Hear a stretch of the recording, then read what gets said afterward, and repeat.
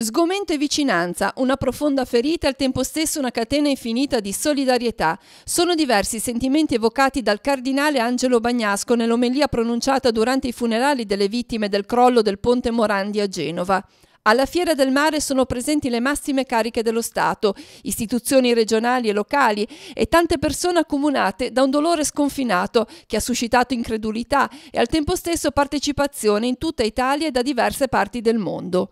Bagnasco parla di uno squarcio nel cuore di Genova, ma, prosegue il presole, quanto più ci sentiamo deboli ed esposti, tanto più sentiamo che i legami umani ci sono necessari. Come un ponte ci permette di varcare il vuoto, così la fiducia ci consente di attraversare le circostanze facili o ardite della strada terrena.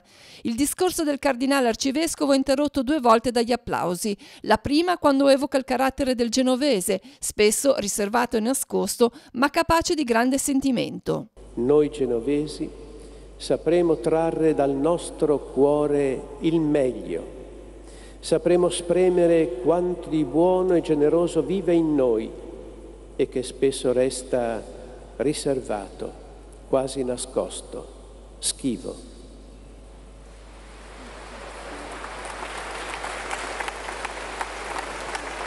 Il secondo applauso quando viene sottolineata la tempestività della rete organizzativa a tutti i livelli e la disponibilità generosa di chi, ininterrottamente da martedì, prosegue nelle ricerche. La professionalità generosa di tutti, a cominciare dai vigili del fuoco,